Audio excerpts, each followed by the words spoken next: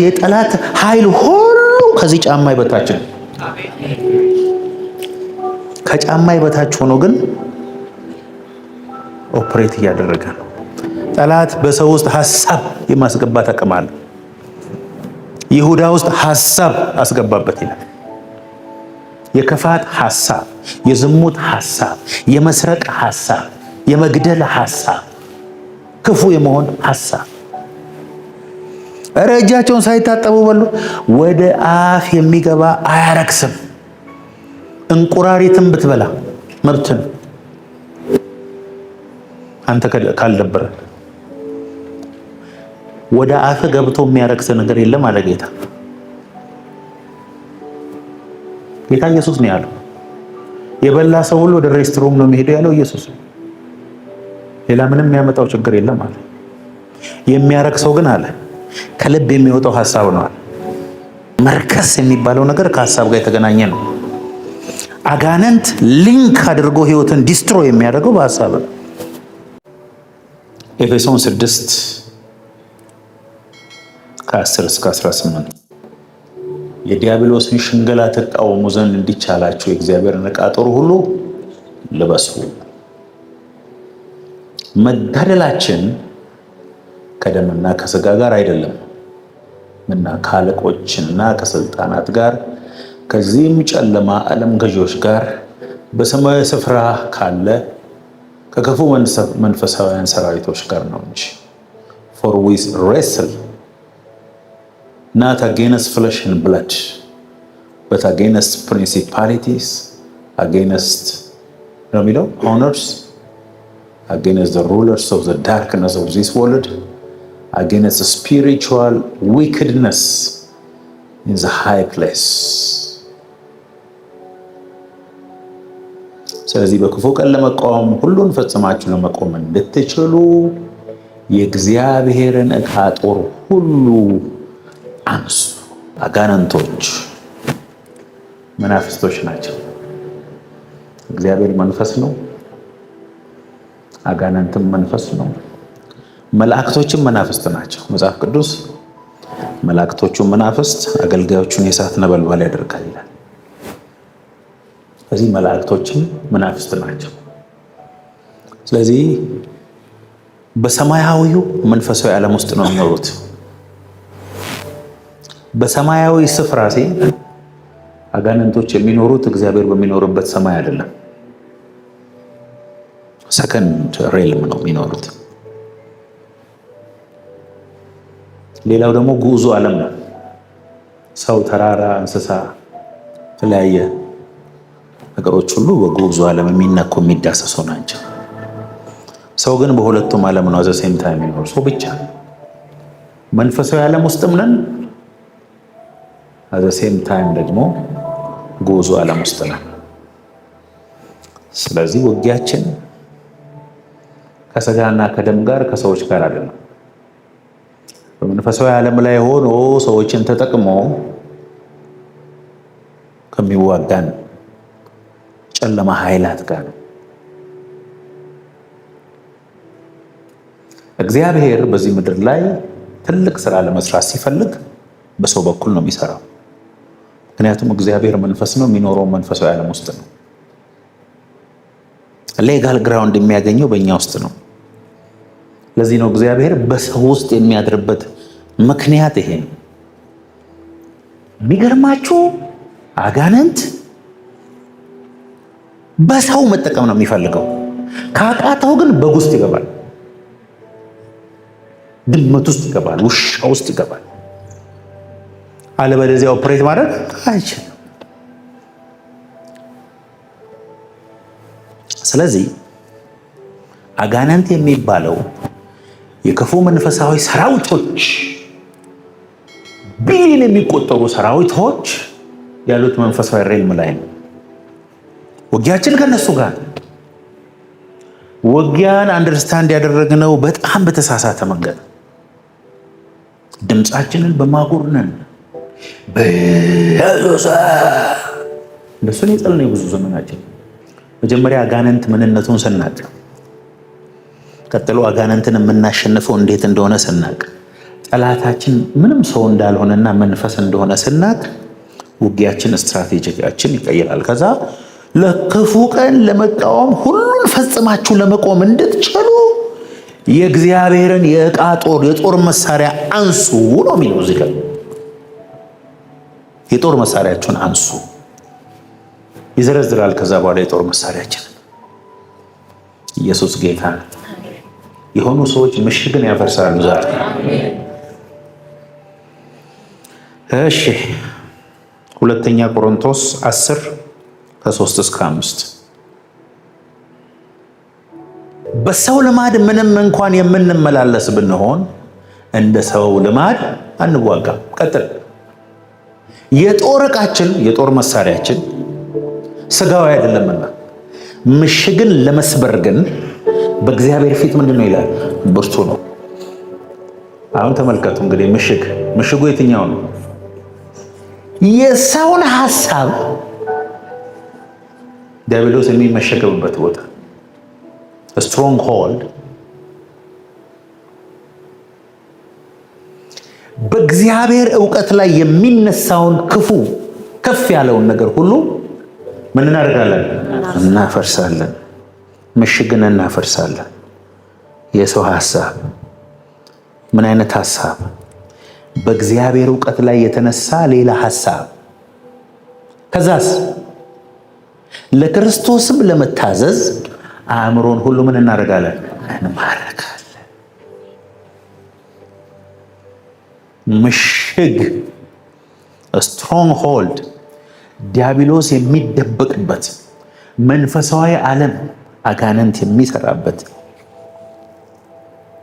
ምሽግ፣ መፍረስ ያለበት ምሽግ፣ ጠላት የተሰወረበት ምሽግ የሰው ሐሳብ። ዛሬ ቀኑን ሙሉ ስታስቡ ካስባችሁት ሐሳብ ውስጥ አብዛኛው የእናንተ አይደለም። የሰውን ሐሳብ በእግዚአብሔር ዕውቀት ላይ የተነሳውን ሐሳብ የእግዚአብሔር ዕውቀት ሲመጣ ሬዚስት የሚያደርገውን ሐሳብ እንደ እግዚአብሔር ቃል እንዳላስብ የሚያደርገኝን ሌላኛውን ሐሳብ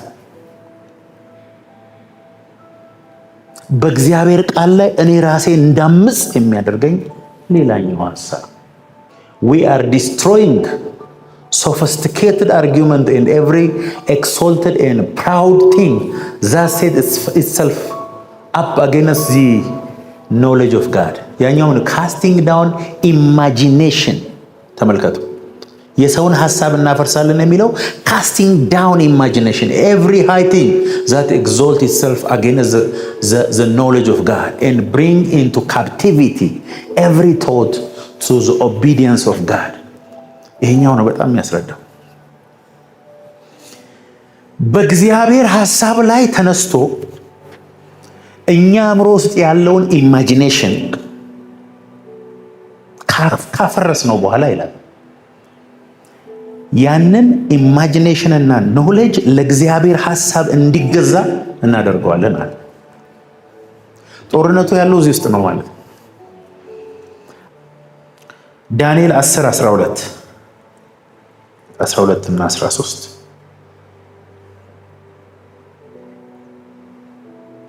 ዳንኤል ወይ አትፍራ፣ ልብ ያስተውል ዘንድ ሰውነትን በአምላክ ፊት ይዋረድ ዘንድ ካደረክባት ከመጀመሪያዋ ቀን ጀምሮ ቃል ተሰምቷል። እኔም ስለ ቃል መጥቻለሁ። መልአኩ እኮ ነው የሚለው የመጀመሪያ ቀን የ21 ቀን ጾም ጸሎት የጀመርክ ቀን ነው ጸሎት የተሰማው። እኔም መልስ ይዤ መጥቻለሁ። የፋርስ መንግስት አለቃ ግን 21 ቀን ተቋቋመኝ። እነሆ ከዋነኞቹ አለቆች አንዱ ሚካኤል ሊረዳኝ መጣ። እኔም ከፋርስ ነገስታት ጋር በዚያው ነበርኩ፣ ተዋጋው። ዳንኤል ለ21 ቀን እጾማለሁ ብሎ ተንበርክኮ ሲጠይቅ የመጀመሪያው ቀን ጸሎቱ ተመለሰ።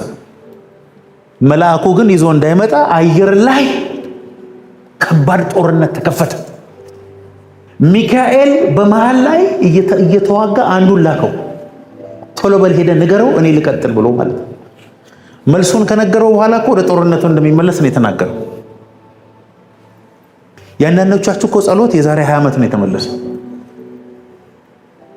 ተመልሷል። እንዴት ይሁላችሁ? ካልቸር ውስጥ፣ ሲስተም ውስጥ፣ ቤተሰብ ውስጥ፣ አካባቢ ውስጥ አጋንንት እንዴት እንደሚሰራ ነው ማስተምራችሁ በእነዚህ ሳምንታት። በቤተሰብ፣ በአካባቢ፣ በሀገር ደረጃ አሁን ኢትዮጵያ ውስጥ የሚሰራውን መንፈሶች አሁን ዝም ብላችሁ እንዲያታውቁ። ለምሳሌ ኢትዮጵያ ውስጥ ማንም ሰው ብቻውን እንዲያድግ አይወድም መንፈሱ። ምንም ሳታረግ ካደግ አለቀልህ። በሳይኮሎጂ እንዲያውም ቶል ፖፒ ሲንድሮም ይባላል። ምን መሰላችሁ? ማን ብቻን እደግ አለ? ወይ አብረን እናድጋታለን ወይ አብረን አንተም ትወርዳታለህ የሚል መንፈስ አለቃው መስሪያ ቤቱ ኢትዮጵያ ውስጥ ነው ያለው። ሰው ወደ ታች ከሆነ አበሻ ለመርዳት ፈቃደኛ ነው። ከታመመ ከሱ በታች ከሆነ ከተቸገረ ምናምን ከሆነ ጎፈንድሚ ከፍቶ ለመርዳት ፈቃደኛ ነው። እስቲ ወደ ላይ ወጣ፣ እግሩን ይዞ ነው የሚያወርደው። እግዚአብሔር ወደ ውጭ ትሄዳለህ ካለ እንዲሁ ሱዳንም ሄድ፣ መጀመሪያ ቀይር፣ ስፒሪቹዋሊ ቦታ ሽፍት አድርግ። ባይዘው አንዴ ዱባይ መሄድ የጀመረ ሰው ከዛ በኋላ እንደሚቀጥል ታውቃላችሁ።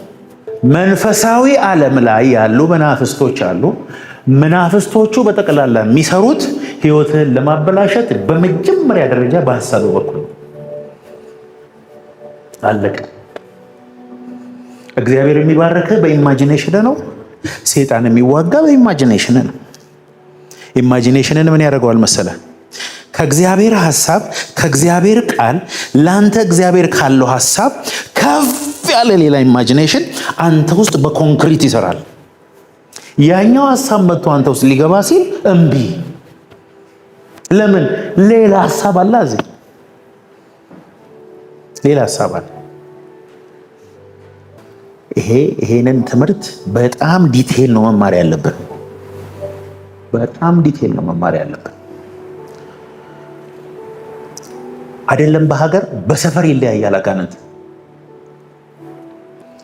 ከፍ ያለ ሐሳብ በሉ እስቲ ባርካችሁ። ነገርም እሱን ኢማጂኔሽን ምን እናደርገዋለን አለ እናፈርሰውና ካስቲንግ ዳውን ኦል ኢማጂኔሽን አጌንስት በእግዚአብሔር ሐሳብ ላይ የሚነሳው እኔ ውስጥ ያለውን ሐሳብ ምን እናደርጋለን? ለክርስቶስ እንማርካለን። መንፈሳዊ ውጊያ እሱ ነው። አየር ላይ ሆኖ እንደ ብሉቱዝ የሰዎችን ማይንድ ተቆጣጥሮ ወደ ፈለገበት የሚነዳውን አጋንንት ከኔ ሐሳብ ውጪ እኔን ወደ የትም ሊወስደኝ አይችልም።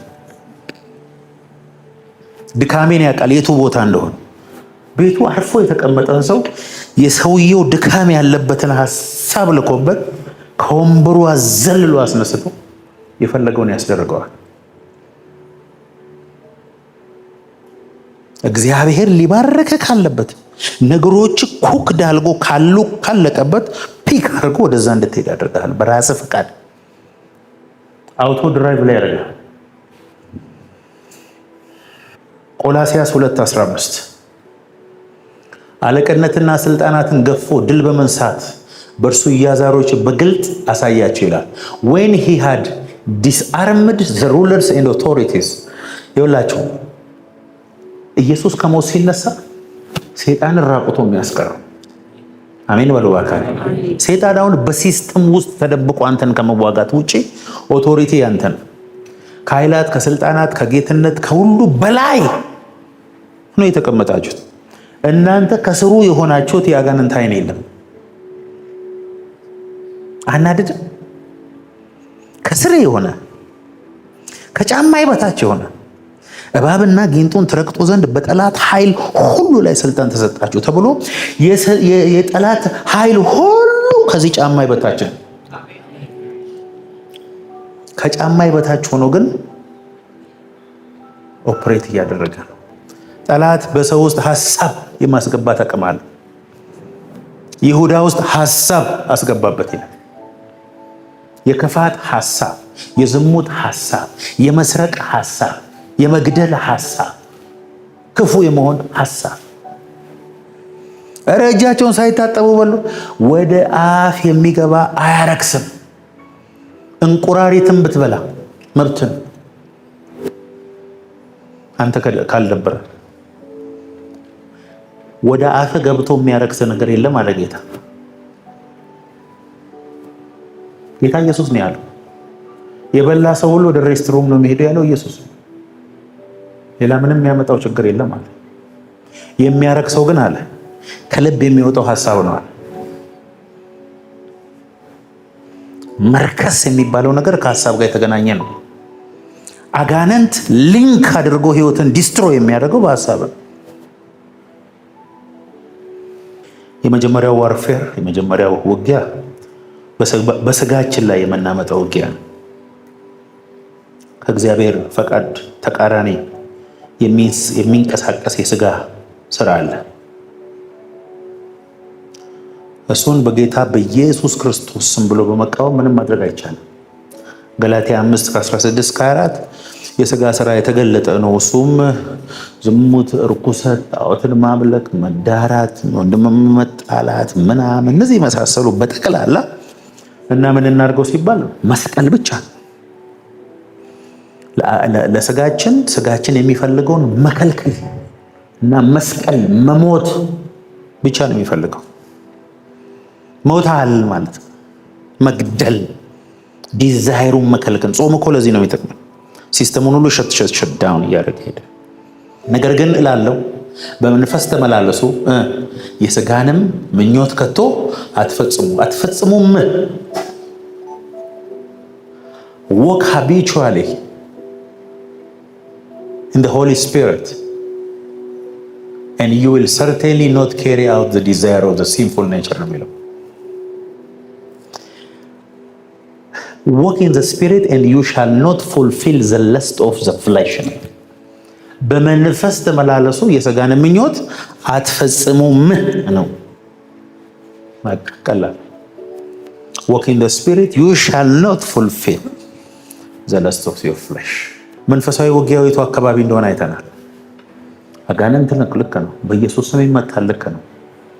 ኢየሱስ ስም ኃይሉ አለበት፣ ልክ ነው። ግን በጣም በኢየሱስ ስም እያሉ ምንም ንቅንቅ የማይሉ ነገሮች አሉ። ለምን?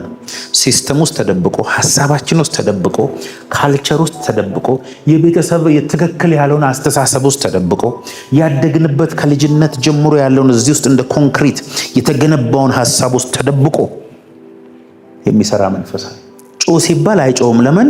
ቸርች ሲመጣ የለም። ሐሳብ ስላለለ ስትወጣ ይመጣል።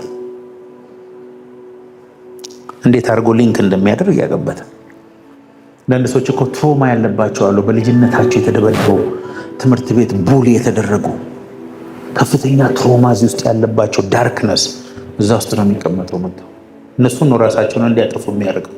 ምን አንተ ምናምን በቃ አብሮ ያወራል። አንዳንድ ሰው እኮ ከሰው የበለጠ ነው ከአጋንንት ጋር የሚያወራው። ባይዘይ በቃ ሲያወራ ውሎ የሚያምድራል ድምፅ ሁሉ በቃ በጣም ከመላመዳቸው የተነሳ ኦደብል ድምፅ ያጋንንትን የሚሰሙ ብዙ ሰዎች አውቃለሁ። እኔ ባይዘይ ያወራቸዋል። የቱ ጋር ነው ሲባል ወደዚህም ይመስለኛል ወደዚህ ይላሉ። አይ ስፒሪት በምንድን ነው የሚሰራው ካላቸው ኢማጂኔሽን። ይሄ ኢማጂኔሽን በእግዚአብሔር ቃል እየተሞላ ሲሄድስ ማንነት ሪኒው የሆነ ሲሄድስ። ለዚህ ነው እኮ በአእምሯችሁ መንፈስ ታደሱ እንጂ ይህንን ዓለም አትምሰሉ። ወይ ደግሞ ምንድን ነው የሚለው? በዚህ ዓለም አስተሳሰብ፣ ካልቸር፣ ሲስተም አትያዙ። በመንፈስ ግን አእምሯችሁን ሪኒው በማድረግ በጎና ደስ የሚያሰኝ ፍጹም የሆነውን የእግዚአብሔርን ሐሳብ ለማወቅ በርቱ ነው። በጣም በተቀባና ባልተቀባ ሰው መካከል ያለው አስተሳሰቡ ነው። ልብህን ነው የሚደፍነው መጥቶ ሴጣን። በቃ ይሄ እንዳታይ እየሰማ እንዳሰማ። ስለዚህ የመጀመሪያው ረልም መዋጋት ያለብን የሥጋችንን ዲዛይር ጸጥ በማድረግ ነው። በተለይ በዚህ ዘመን የሥጋን ፍላጎት ጸጥ ማሰኘት ከባድ ነው። ምክንያቱም ሁሉ ነገር በቀላሉ አቬለብል ነው። ለኃጢአት ብዙ መዳከር አያስፈልግም። ቤት ድረስ በስልክ በኩል ይመጣል። ሐሜት፣ ጥላቻ፣ ርኩሰት፣ ሁሉ ነገር ኦንላይን ነው። ሌብነቱ ቶ ሌላው ካልቸር ውስጥ ነው ተሰክስኮ የሚቀመጠው። ባህል፣ ሲስተም አይገርምም? ሰይጣን ሲስተምን ይሰራል በደንብ። በጣም እኮ ነው የሚገርመው።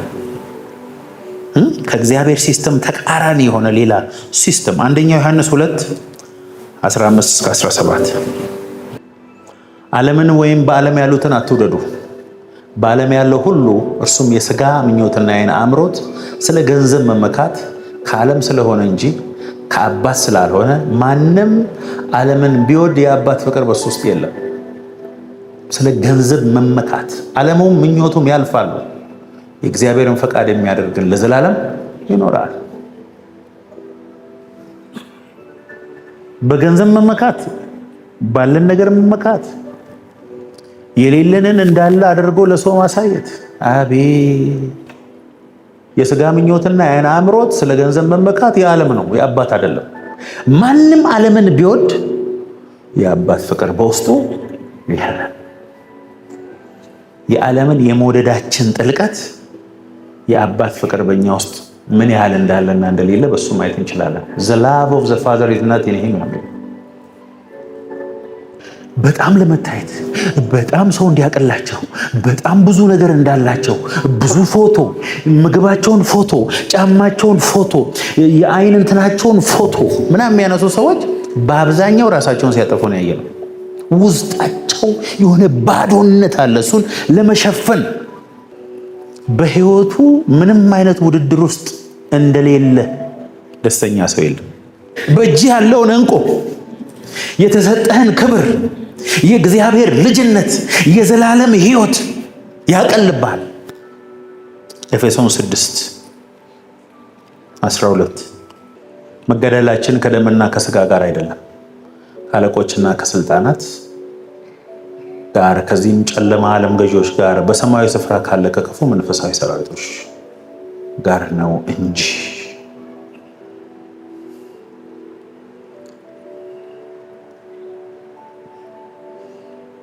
አያችሁ፣ ዲሞኒክ ፐርሰናሊቲስ አሉ። ብዙ አይነት አጋንንት ነው ያለው፣ አንድ አይነት አይደሉም። በየሰፈሩ የሚሰሩት መናፍስቶች አንድ አይደሉም። አንዳንድ ሰፈር ጉስቁልና ብቻ ነው የሚሰራው። ከጉስቁልና ለመውጣት ወይ ሰፈሩን መልቀቅ አለብን። ከበረከቴ የሚያጎድለኝ እግዚአብሔር ካልልኝ የሚያስቀርኝ በምድር ላይ ያለውን በረከት ሁሉ በእጆቼ እንዳይገባ የሚያደርገው ብቸኛው መንገድ ሐሳቤ ነው። አለቀ። ሐሳቤ በእኔ ቁጥጥር ስር ከሆነ፣ ሐሳቤን የምሾፍረው እኔ ከሆንኩኝ የትኛውም በሲኦል ያለ አጋንንት፣ የትኛውም በሰማይ ያለ መልአክ በእኔና በበረከቴ መሃል ሊቆም አይችልም። አለቀ። በእግዚአብሔር ሐሳብ ላይ የተነሳው የኔ ሐሳብ ግን በጎና ደስ የሚያሰኝ ፍጹም የሆነውን የእግዚአብሔርን ፈቃድ በሕይወቴ እንዳላይ ሊያደርገኝ ይችላል ማለት ነው።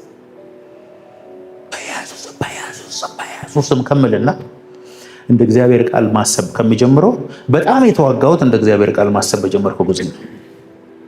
እያንዳንዱ ሲስተም ውስጥ ያለን የአጋንንት አሰራር አሽቶ ምንም ማድረግ አልችልም፣ ከዚህ በላይ ምን ላድርግ፣ የምችለውን አድርጌያለሁ ምናምን። እግዚአብሔር ከብዙ ምክንያታዊነት ወደ ውጤት ማንንም አያመጣም። ከውድቀት እግዚአብሔር ወደ ትልቅ ሰው ያመጣል። እግዚአብሔር መጣው ምን አደርግልህ ትወዳለህ ቢል አስቤበት ልምጣ የሚል ሰው ነው የሚበዛው። ልጸልይበት የሚል ነው የሚበዛው። ክሊር የሆነ ቪዥን ያለው ሰው የለም። ውጊያችን መንፈሳዊ ነው። ውጊያችን መንፈሳዊ ዓለም ካሉት ጋር ነው። ውጊያችን የሚከናወንበት ሜዳ ሐሳባችን ነው። ለምንድን ነው ቴሌቪዥን ስናይ አይደክመንም? ቲክቶክ ስናይ አይደክመንም? ስናወራ አይደክመንም? ስናማ አይደክመንም? እስቲ አይናችንን ጨፍነን መጸለይና በመንፈስ ዓለም ላይ ያለው መጫጫን ሁሉ ይጫጫናል። ከሁሉም ይጠቅም እሱ ሆኖ ሳለ ይሄም ማውራት ያኛውን ማውራት ነው። ለምን ይሄ ከበደ?